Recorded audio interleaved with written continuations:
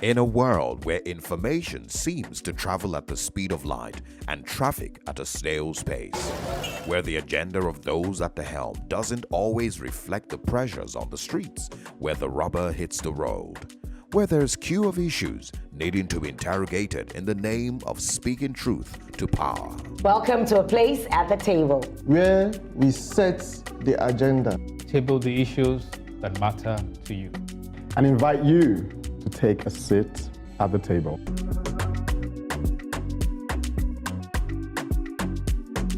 Welcome to a place at the table.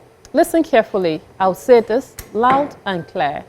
The 60-year monopoly is over. This is the era of power to the state. Let there be light, Abi Zuma. While we are at it, I have an announcement of my own. Dear Nigerians, PayPal is not the problem. Then what is? Elsie, I don't know about you, but I have a problem with fair weather friends. Those who choose to give posthumous awards after the kata have died. A case of suffer for what? Enjoy forever, Abi Kingsley. Yes, sir. In our case, we neither give recognition to our soldiers in life or in death. All na suffer. Making vain the labor of our heroes past, right? Binga. Let me ask you this. Is it merely nostalgia when some speak of America as a trap and Africa as the land of the free? Time to look in the mirror. Perhaps it speaks of reimagining or even seizing the moment. Ladies and gentlemen, if not now, then when?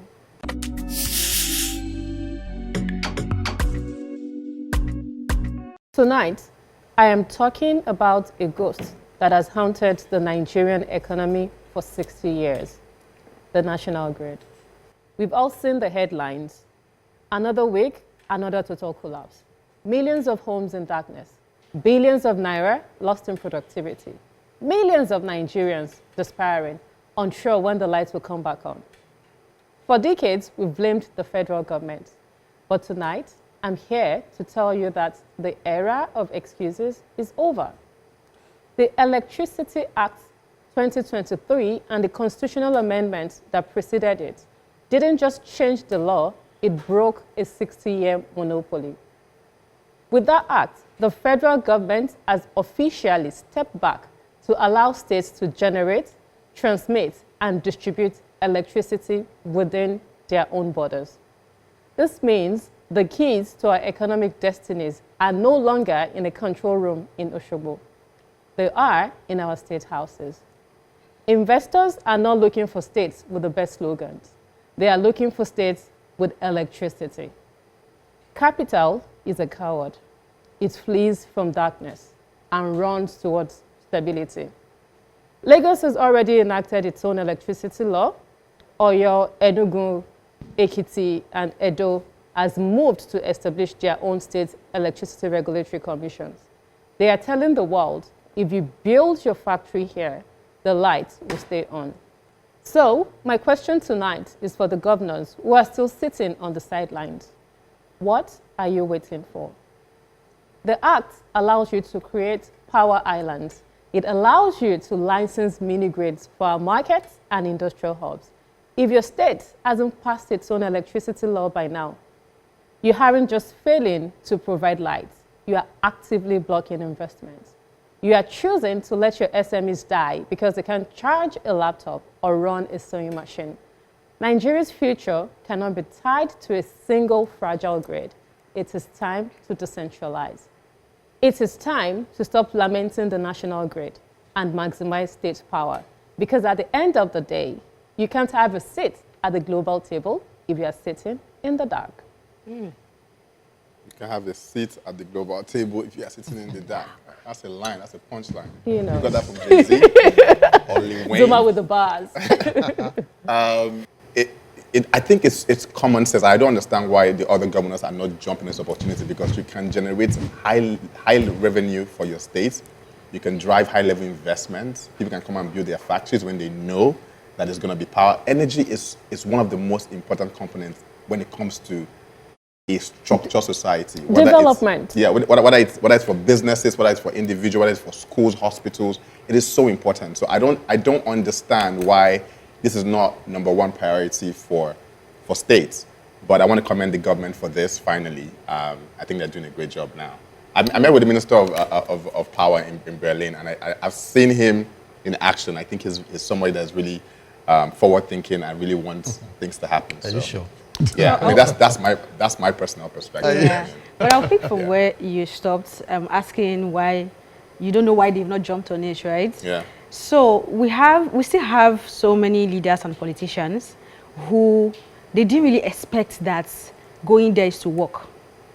But the reality is shifting, right? We now have people that have infiltrated that space and they are working.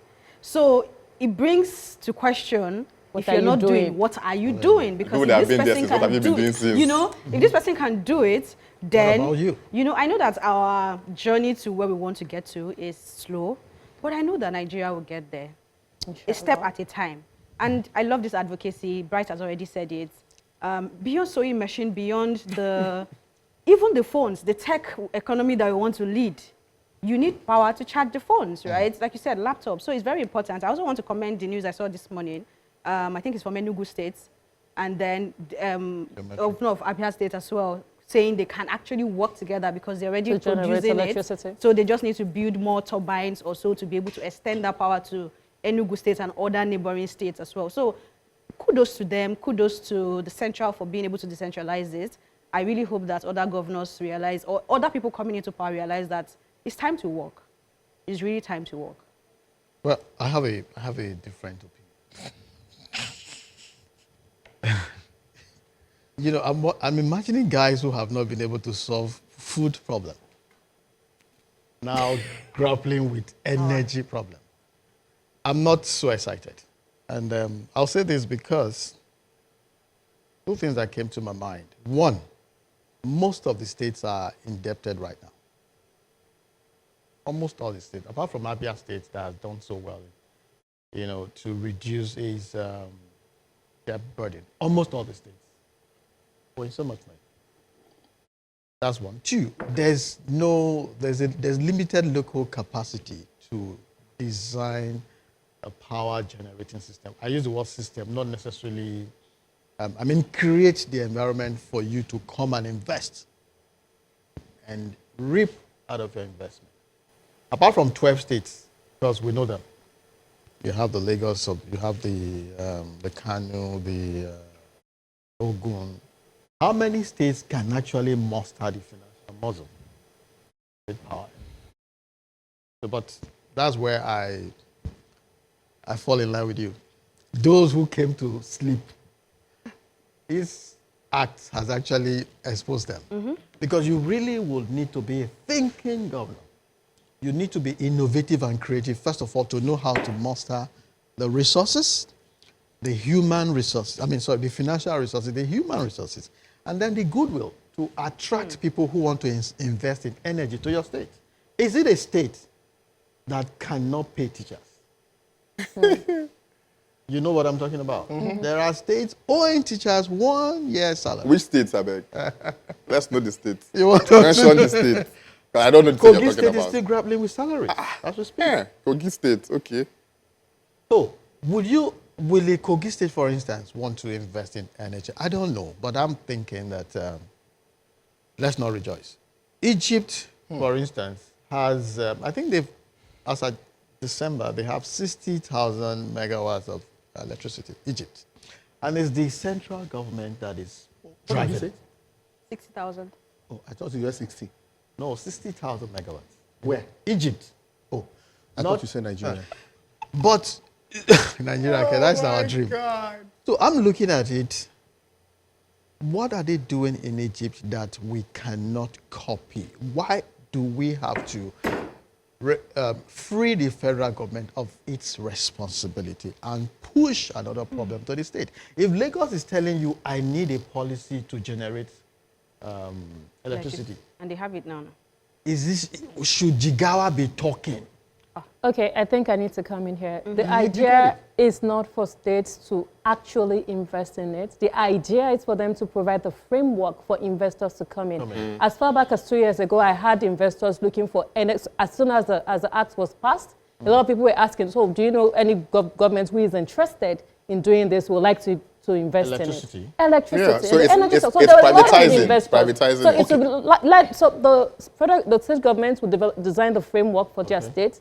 The local the investors will come in to invest in it. You Yeah. know? And then so it's going to be like a tripartite like a- agreement. okay, There will be private, technical public, partners, okay. you know, there will be financial partners, and then there will be the state government itself who will serve as a regulatory body for it. Okay.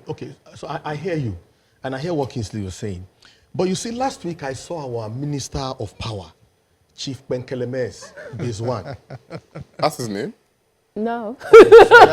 That is Sorry, stigmatizing. sorry, go ahead. Nigerians are wasteful. That we waste power, we waste energy. That in London, when a man is going to work, he will switch off freezer and switch off everything. And I was looking at him on TV. That narrative still going on. That conversation is still going on. are you a joker or what? Is this a recent conversation? Last week, that we should off our silly fan, that somebody, your friend is greeting you outside, instead of you to off the light, you will leave the light and go. And I'm like, what has that got to do with power generation? I'm like, what are you saying exactly? Instead of you to accept responsibility and promise to deliver building of capacity. You are right, 59,000 to 60,000 megawatts, Egypt. Algeria is doing 38. South Africa is 50 million plus. They are doing 65,000 on a steady base. Steady. Morocco is there. Turkey is there. Don't let us even go outside Africa. See the countries that you're calling. African Are those African countries countries? Morocco is in Africa. Morocco is in Africa. I mean, South Africa. Algeria is in Africa. really Africa. Africa. You're talking about the most developed African countries. You understand? Talk about Namibia. Namibia. Talk about Rwanda. Zimbabwe, Talk about Rwanda. Zimbabwe. No, These come on, man. You guys, guys are they calling countries you that know- They are all have a whole- generating, even the ones you mentioned, they are all generating. I mean, so 2 million we people. need to sit down and understand. Before Buhari left, few months of Buhari, these things have been, engaged. And you know, so the question is, our governors, what are they doing with the chelete, the money in their hands? What are they doing? What are they doing? You just hear them taking Beyond money, billions it's of also money. the authority they have. What are they doing What with are they it? doing? You understand? But you see, Zuma, let me close with this. Until we conquer our greed, G-R-E-E-D, our national greed will continue to collapse. As they say, madness is doing the same thing and expecting a different result. We can't remain in the dark and expect to have a seat at the global table. And we can't come to the global table where data and credibility are being traded and bring only vibes and inshallah.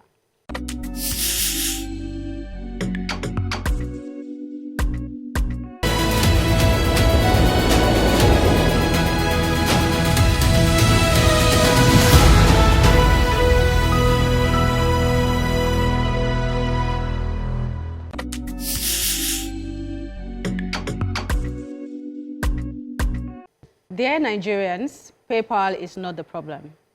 Every few years, we go through this cycle of outrage. Since Paga announced a partnership with PayPal, we are back at it. Accusations of discrimination, bias, or outright hatred. But let's pause. Business, especially financial services, is not about sentiment. It's about compliance and risk appetite. When PayPal limited services in Nigeria and similar markets, they cited fraud risk and regulatory challenges and compliance concerns as reasons. When a country ranks high on corruption, has inconsistent data systems, and struggles with regulatory alignment, financial institutions will act cautiously. In October 2025, Nigeria was removed from the FATF grey list. Following that, Nigeria was removed from the European Union high-risk financial list, and this is thanks to deliberate reforms under this present administration headed by President Bola Ahmed Tinubu. These aren't just headlines, they are signals. It means Nigeria is slowly being seen again as a credible participant in the global finance space. but that credibility must be sustained. Our data systems are still a mess. From mismatched date of birth to multiple identity frameworks, Nigeria is a compliance nightmare. Even fintech founders know this pain. Constant rejections from payment partners citing that they cannot service businesses in Nigeria. These aren't random, they are not personal also. It's financial service business. Instead of launching a campaign against PayPal and its business decisions, I would rather we use this energy to identify genuine Nigerians who claim PayPal stole from them. How do we gather evidence? Who do we speak to? The CBN? What is the remedial mechanism created by PayPal? The stories are everywhere, from $20 to $7,000. Lost without due diligence. Can we focus on the right fight and the right issues, fight the right fight, and secure justice for the funds that were lost? So while we drag PayPal for discrimination, let's also hold ourselves accountable. Until we fix our data, strengthen compliance, and align our financial institutions with global standards, we will always look like the risk, even when we mean well. Nigeria is rebuilding credibility, but trust is not inherited, it is maintained. The world trades in data and reputation, not emotions. How you keep your house will determine How you're if treated. I walk in with my shoes or I take off my shoes outside. If you look at, I'm going to move to other platforms, global platforms outside just financial platforms. If you look at every single global platform that operates in Nigeria, they operate in a total different model. If you've used Uber here and used Uber in the UK, you will realize that it's different. It's a nightmare here. It's because for you to be able to adapt to the structure of a particular location, you have to be able to understand that terrain and how it works. You can't take your model. You can't take your model that works in a society that is properly structured, that the Google map can take you to the location based on the path. But when you come to Nigeria, Google map might pass somebody's parlor into somebody's compound, and then you just end up in the where am I? Because there is no proper road network. It's the same thing with every other platform. Even Nigerian platforms struggle from the system itself. So Internally. So it's not discriminatory. They are not intentionally saying, oh, because you're black and because you're African and because you're underdeveloped, we just don't care. Is the system, the structure is what we're working with. We're remodeling our infrastructure to align For 20 years. with what is here. And it took them 20 years. So what I'm trying to say in essence is, if there's a problem, fix the problem internally first. Because if there's a proper structure in place here and there are proper policies in place here, these companies will adapt. Whatever it is that we're experiencing is literally what we are offering. Pay back those you are owing. Very important. The rest is it's not going to go away soon. Uber came here and adapted. I think one of your advocacies, there's a local community. What is happening within that community? Does it make your business? Can you leverage it to maximize profits? If you can't, how do you leverage that? So, I frown at a company disappearing from a business environment, and 20 years you reappear, and it's like you separated with your wife, you just walked away, a husband, and you are back. Let us continue from where we stopped. How? Is that how they do it? Sometimes. It depends on the capacity of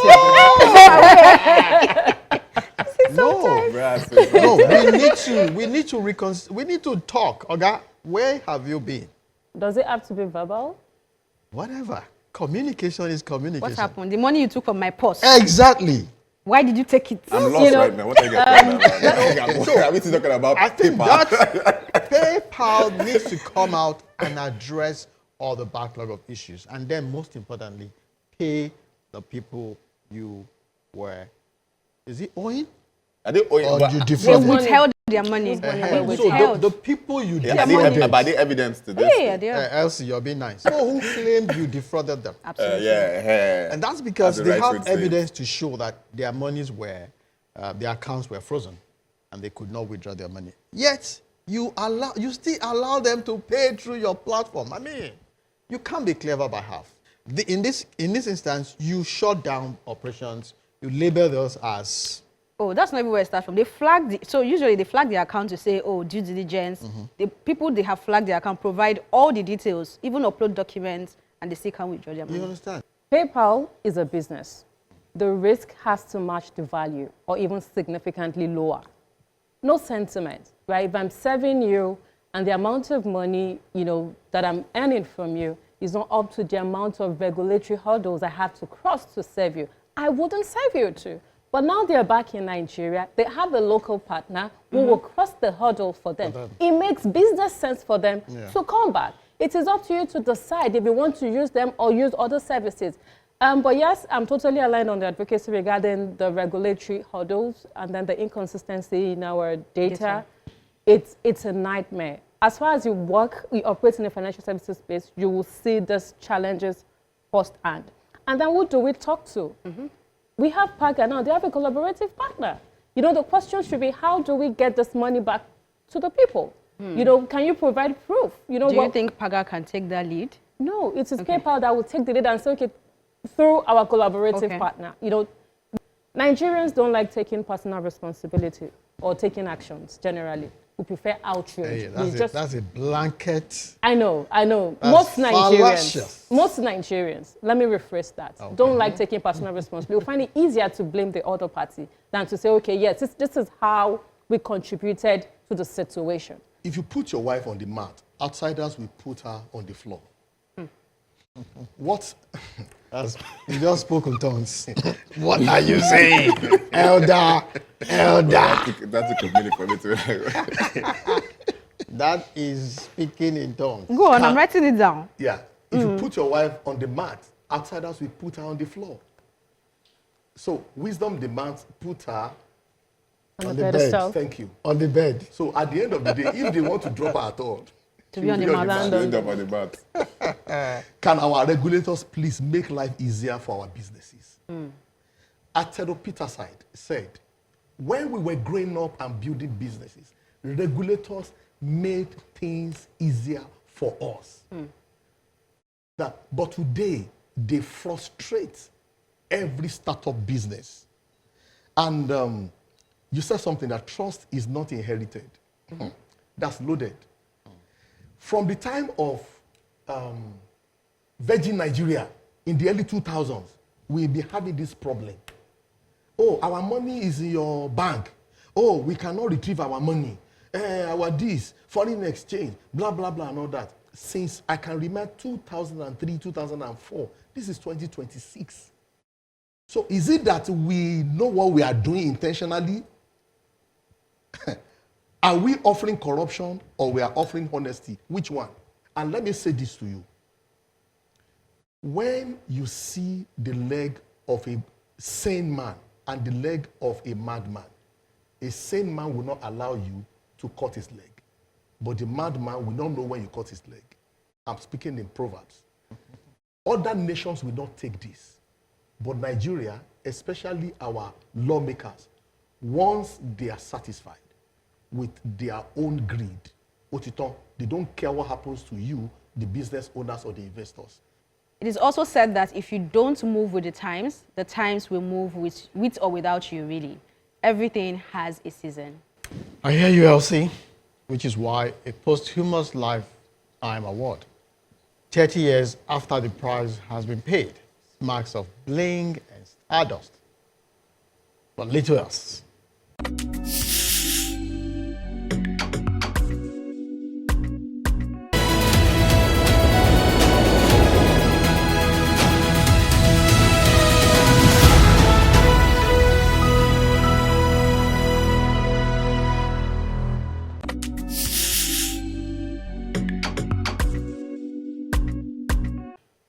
I've never been a fan of the Grammys. Any institution that evaluates art and creativity solely based on its alignment with historical biases toward Western commercial norms should not be regarded. For 60 years, the Recording Academy of the United States, organizers of the Grammys, shunned legendary Afrobeat creator Fela Anikulapo Kuti. Suddenly, they decided to honor him with the Grammy Lifetime Achievement Award at the 68th Grammy Awards Special Merit Awards ceremony, held on January 31st, 2026 in Los Angeles. Fela was honored posthumously 30 years after his passing, alongside Chaka Khan, Carlos Santana, Cher, and Whitney Houston. So why should we clap for an institution that lacked the depth, the courage, and cultural literacy to recognize Fela while he was alive? How can a posthumous Western award appease the audacious spirit of an African who gave the middle finger to Western imperialism, which the Grammys clearly represented? Fela was a genius who created his own musical genre and played it to the admiration of a global audience. He never needed the Grammy recognition to be great. Hence, this retroactive endorsement goes to the heart of how cultural institutions manage their own failures.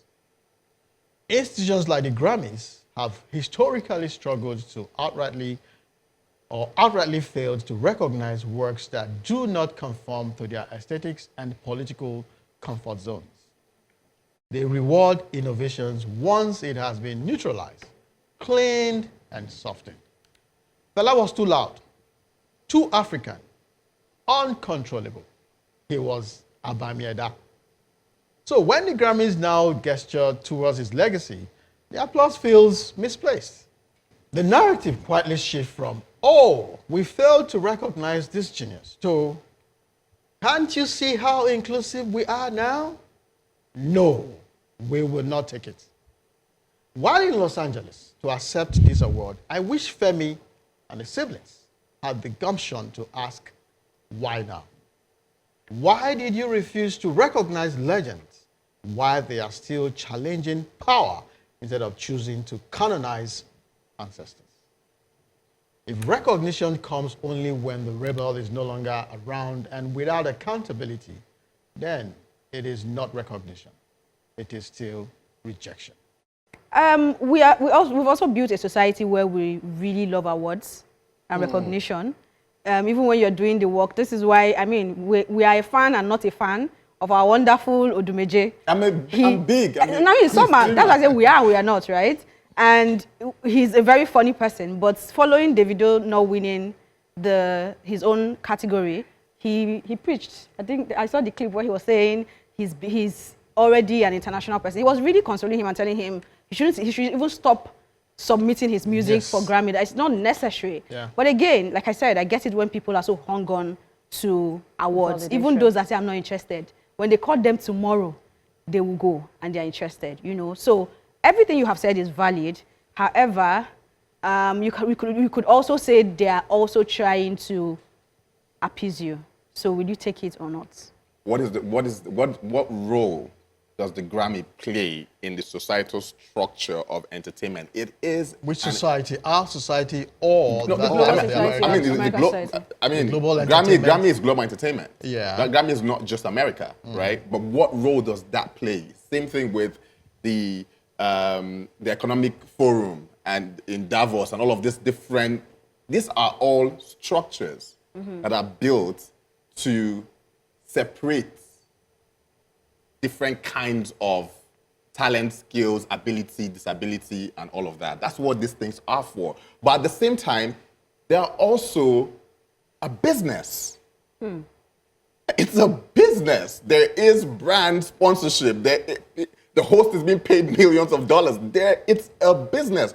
And if I'm running a business, because I also have a similar platform with the Builders Show, where I will bring people from all these different countries, FIFA, for example, the Olympics. These are platforms, and they are also businesses. WWE, my entire childhood, I thought it was real. These are all structures. The Grammy is a business. And if I'm part of the creative team, I'm listening. What is trending right now that would elevate our platform? Fela was at this time. Have you seen the beef between Fela and Whiskey? That was the biggest talk in. Just let me finish. That was the biggest talk in Africa. At this point in time, it made sense. At that time, when Fela was alive, It did not. They didn't. No, sorry. So we need to understand that before we start using this as I'll give you a personal example. I was listed on Forbes under 30 when I was 29. It's a platform. And what they're looking for is identify people who are doing extraordinary things. That already brings clout. Now, does that benefit me being on the list? Absolutely. Yes. It validates because society has accepted that platform is legit. So, and I'm talking about millions of people. Do I want to be plugged into that millions of people that believe that this platform has elevated me? Absolutely. But do they elevate me because I'm just an ordinary guy? No. They saw something that also validates them.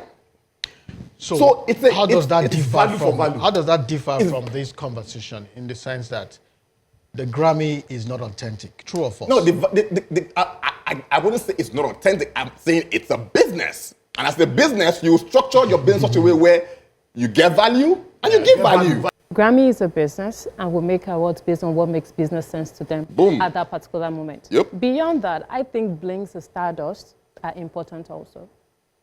Whenever we wake up is our morning, right? If Grammy should wake up today and say, okay, they want to award Elsie, you know, you take it because it also presents you to a new audience. So I don't think the Kutus should have rejected their award. Because they still have people in the family who are also in the industry. They are still enjoying the royalty from that work. And enjoying the royalty. So a lot of money. Let me finish. Like Justin made $108 million last year and he's dead. Irrespective of the when or the how, you know, they are getting value. Everybody on the side of the divide, or on both sides of the divide, are getting value from the award. Yeah. I also believe in taking all of your flowers. It doesn't need it. Right, it's later, it doesn't particularly add anything to him. But it's also nice to have. It's adding to his children. You remember Shehu said just last week that he received a check of $100,000.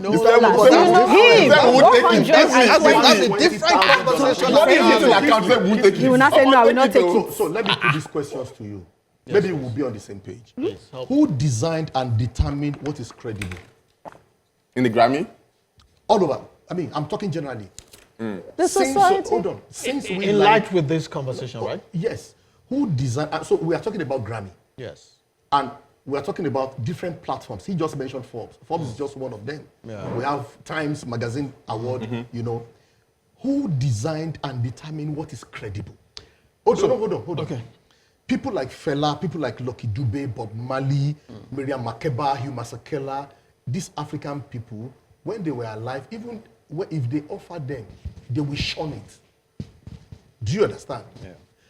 What's the name of this guy who wanted to buy Things Fall Apart from Chinua Achebe for how many millions of dollars? Baba no gree sell. Do you understand? This American guy, Baba no gree sell. Is it value? Is it discipline? Is it principle? Must we run abroad for every validation and approval in every sector? Fantastic. It doesn't have to be white to be right. Good. That is my position. I don't have anything against Grammy. I don't have anything against those awards. But I'm saying, what has Africa built that is credible like Grammy? Okay. Awards should communicate value and esteem, not vanity, insincerity, and possibly hypocrisy. That is what that award was. Kingsley, I wonder if we feel like hypocrites when we sing these words. The labor of our heroes past shall never be in vain.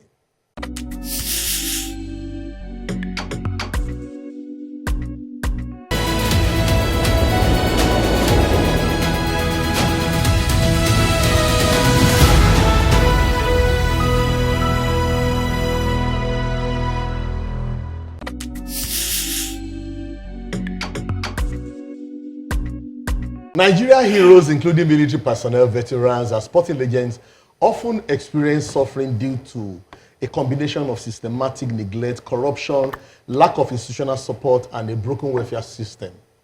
Despite their sacrifices for the nation, many find themselves abandoned in their time of need. In 2009, a young man named Akishola Anke, who was on fire to campaign for the importance of Nigerian national flag, did so much that I joined him on several campaigns.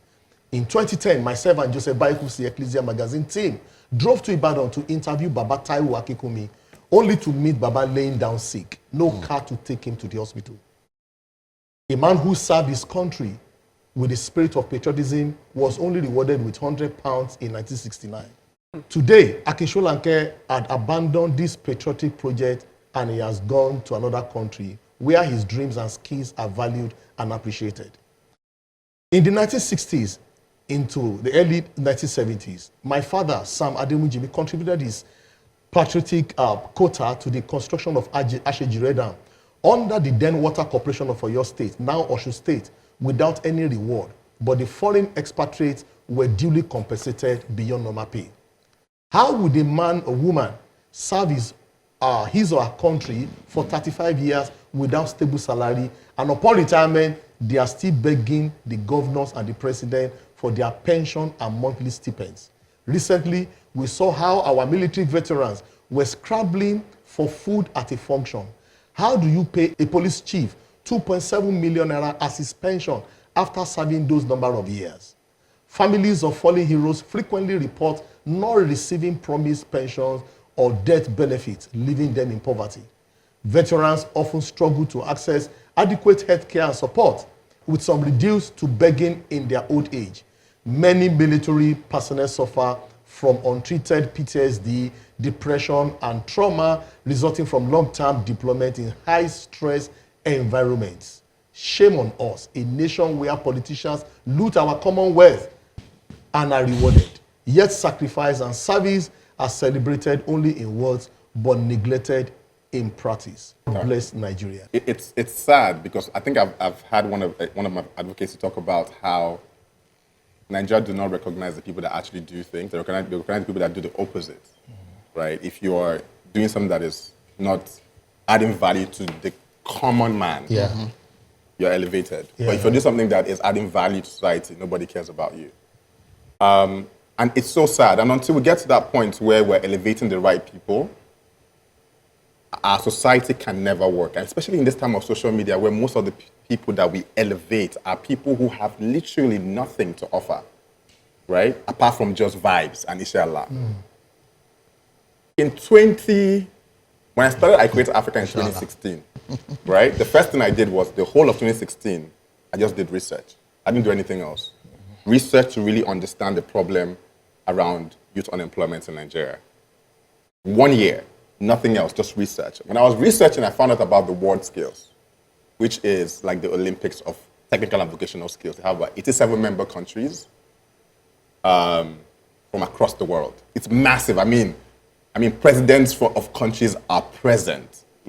I went all the way to Abu Dhabi for the first one. I spent a lot of money just to be able to get in, not just get in, but get in to a point where I'm able to meet with the president of the world skills. So much money, you know how it is. Navigate my way around it. I had to pay $3,000 per night in a hotel that the guy was staying so I can meet him downstairs for breakfast and talk to him.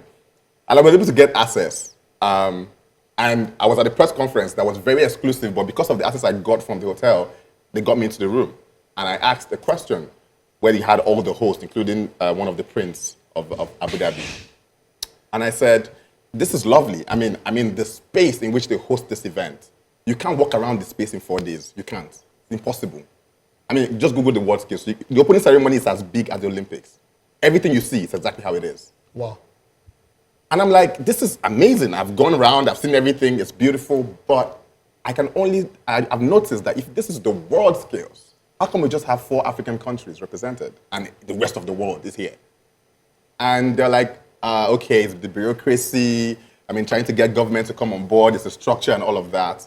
And I'm like, it's because a lot of people don't know about it within the continent. And if you're able to do a smaller version of this so people can have an idea, then they can be able to say, oh, we want to be a member country.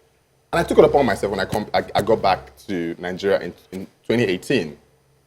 And I decided to do the first ever skills festival. just a sample, like a smaller version of the world skills. I did that for 5 years in Abuja, in Enugu, in Lagos, just to raise awareness. I went all the way to Russia in 2019 with the winners of our competition to the world skills in Russia. I mean, Kazan, Russia, right? I started chatting with the president on WhatsApp to say, oh, how can we get Nigeria to come on board? What are the procedures? I was speaking to ITF, NBT. I was going back. I was spending money because I wanted Nigeria to, I wanted our flag to be there. The problem we had that period was the fact that NBT and ITF are dragging who's going to be the face of it. Went back and forth, and finally, that government passed away. A new government came into power, and then this current government is so interested in skills, in TVET, and so they're like, we have to join. Now, after all of the process, after all of the dicing, finally we joined the World Skills. 3 days ago, somebody from ITF sent me a link, and it was the committee. The government put a committee together of the people that will represent Nigeria at the World Skills. You are not there. And I'm like, so the crazy part is, even people within the World Skills reach out to me to say, how are you not on this list? Does that make sense? Like, in the whole of the continent, you've literally done more for skills, and you've literally modeled this more than anybody else. How are you not on? And I'm like, that's Nigeria, baby. I can't really say. Now, am I mad that I'm not part of the people? I'm not mad at that because I already have my thing that I'm doing. In fact, as we speak, the World Skills is trying to model the builder's shoe for other trades. I'm already creating that model.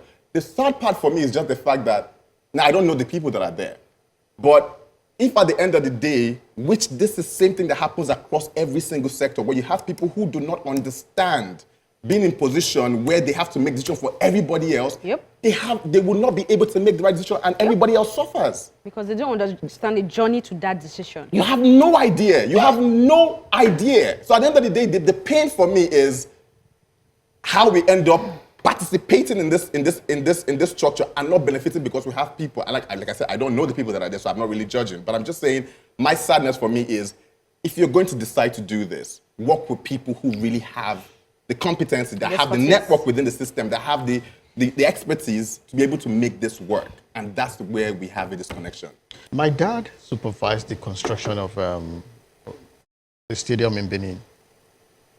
There's a story he told us. When they were constructing that stadium, he was renovating. His driver, you know, then, this was the 80s. They were going to pay salaries in cash. They had a lot of cash, and the driver told him, sir, let's corner this money. I would arrange the accident, and I will shoot you, and then we'll stage manage the robbery. My dad almost passed out. He said, how? He said, don't worry, I'll sort it out. My dad said, no. I can't do that. And he told my dad that, you know this man that resigns to so and so, they say, that's robbery. Where did you come from? That man he mentioned, I know that family, I won't mention, of course I can't mention them. They are very large now. The money that they stole then, they are still eating that money till now. And Nigerians are worshipping them. This is a personal story. It's not, I can't name names, but one of the reasons we're still in this country the way we do is because of this thing you mentioned. Until we start to give people an honest, genuine life after national service. Stealing is just, we're still rehearsing. It will continue in government. I think even beyond those that have done national service, there has to be value for life. Yeah, of course. Nigerians don't, our leaders don't value the common person. Like, you don't value that this is a person that is entitled, and I'm deliberately using that word entitled to a decent level of living. Because I think I've said this. Value on life. You know, I've said on Unstable, when you travel around, they've been, where do we want to say we went to? All of us here have gone to that they've never been to. They have. They see the standard that is placed on living. They see what it means to maintain a structure, whether physical or systemic structure. Even leave it at physical. They see what a school building, how it's maintained, you know, oh, this coffee has to be there. People are giving decency. And if you're put in that kind of environment, you probably won't be thinking like You want to steal what that driver just thought about. Yeah. So we have built a society where there is a huge wall. The other side of it is for those who have access to the national cake and they are living large. And even in that living large, they are suffering, but they also don't know it. Because you talked about someone driving a 100 million naira car inside 4 hours traffic. on top of bad road, not just 4 hours traffic. What will reward continues? Our reward system in Nigeria is very warped. We don't particularly look at the things we amplify. We are very comfortable with wealth without value. We are very comfortable with wealth without explanation. You know, and that is the root of most of the issues we have in Nigeria. Talking about the heroes past, right, or people who were in active service. Even the people who were in service, even the people in active service, can they afford a decent life? Do they have dignity in their life? So again, the issues are multidimensional, and till we place a whole lot more value in providing decent life for all Nigerians, irrespective of status, irrespective of age or years of service, we are always going to find ourselves in this situation. And that is the root of corruption, because at the end of the day, what everybody is fighting for is to be able to afford the future security. What we reward, we elevate. Where greed and impunity is rewarded and sacrifice trampled on, I ask you, what are you elevating in your corner? We've got it twisted, eh, Benga? I say it's never too late to set things the right way up.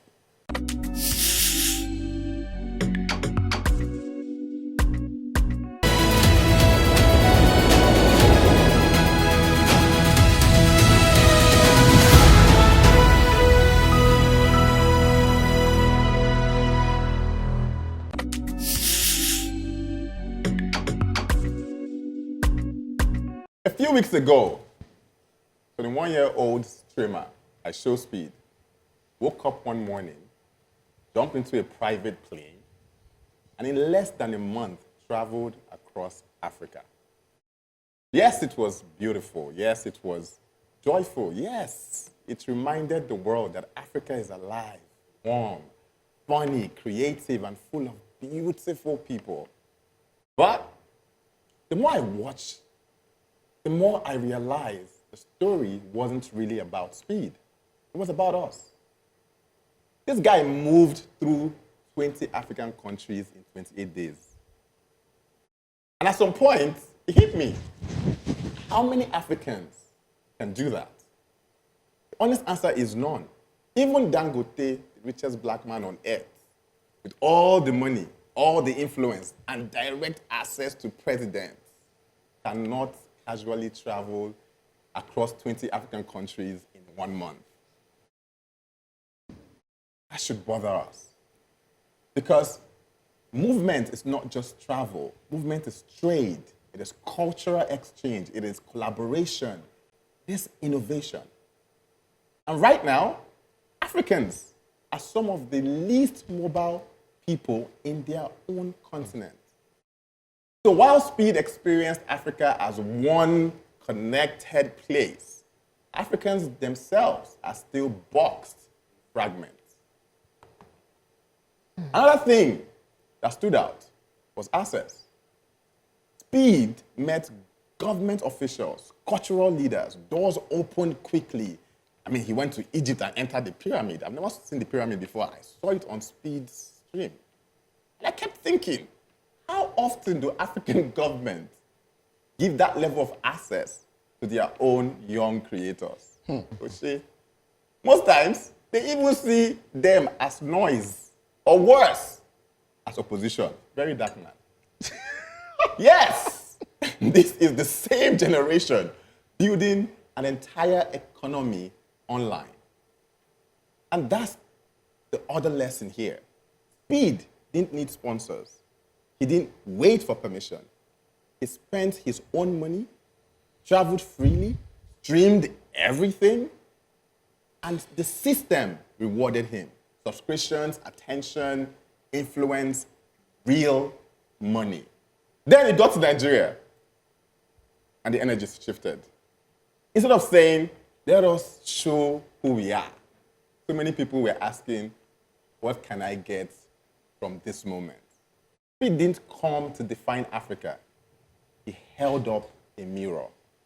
And what I saw was a continent that is stunning, talented, proud, but still separated from itself. Maybe the real work ahead isn't changing how the world sees Africa.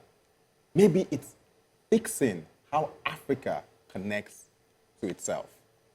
And it just speaks to how we see ourselves. There is this divide. We don't see ourselves as one. There is no trust. And a lot is happening. However, the experience of speed in Nigeria reminds me of my worry when I engage media gatekeepers, media practitioners, people who their job is to curate culture. I always need them to understand the responsibility that they have, right?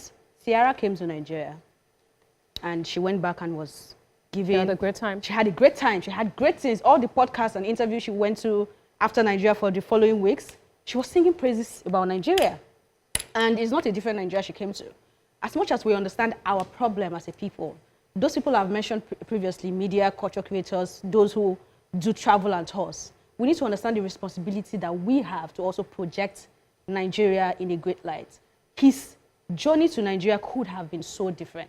There are places I will go to, there are places you have gone into and you advocated for them. In fact, you just told us a story. It's not because you are not feeling the whatever that is tricky. It's not like you don't know the problem. You know. But at the end of the day, you cannot go out there and talk down on your own people, because talking down on your own people means that you are talking down on yourself. Have you read the book of Viola Davis? When you read it, you know that there's level with poverty. She says there's poverty and there's poor. That she grew up in a house where she lived with rats, sewage, everything coming out. That is in the United States, not in Nigeria. So we see US the way it is now because of what they have been able to do with reputation management and Hollywood. There's something else he said. I think this, while she was talking, I was processing. Curating culture. It's an intentional, deliberate, sustained act. Mm-hmm. It's like if my children are misbehaving, they are drawing from me to a large extent. I need to dictate how I want them to see themselves, isn't it? And that was what I said when we discussed this last week. Nigerians have been misled for too long. Mismanaged. Misguided. Abused. And it shapes, it affects the way we see ourselves. I'm telling you. It does, yeah. So, I gave an example. You need national therapy. I gave an example. There's a church, I won't mention the name here. They have the leader who, they have the pastor who tells them they are leaders, they are role models, and they behave that way. If you go to their toilet, you have AC everywhere. If you're sweating in the toilet, if you're used to sweating in the toilet, if you go to their toilet, you will not sweat. We don't have leaders, political leaders, who can help us reshape our self-concept. It's a big problem. Your advocacy, I saw two things with it, right? Access. Africans' access across Africa, and also the idea of self-concept as a Nigerian. Regarding access, I don't know what the African Union is doing. I mean, there's something called the African Union, right? Yes. I mean, there's something. Yeah, like what precisely is the goal if we cannot facilitate access across Africa? It is more expensive for me to go to Egypt than to go to London. It's madness. It's a longer flight. It's a long. Even Senegal. Senegal is like 3 countries or 4 countries away. Yes, you need to go out of Africa before you go into Senegal. Yes. Yeah. You know, and then you look at all of these things. I would say Africa is not developing. If your neighbor cannot patronize you, how will you develop? They don't even know what's in there. They don't even know. Valid question. And then as Nigerians, yes, you see that idea of self-concept and self-dignity. It's a lot of people lack it. And And we have this idea that the grass is greener elsewhere. I mean, you're looking at it, they assume you are a billionaire simply because you are not begging for things, right? They don't know the struggles you're dealing with because you chose to have self-dignity. You know, you chose not to be a beggar. And then the honors of speed's experience in Nigeria falls squarely on the organizers. Absolutely. Because they could have created a better experience for him. could And have. because that is also not even the experience of an average Nigerian on a daily basis. It's like they were intentional about creating that experience for him. I think the goal was virality. Even when you see what they did in Benin Republic and they had like a stadium, everything he was doing was around that place. Like for me to be there and be watching back to back, like just the way you watch Big Brother Live, it's like there has to be drama. National Union of Road Transport Workers is better than African Union.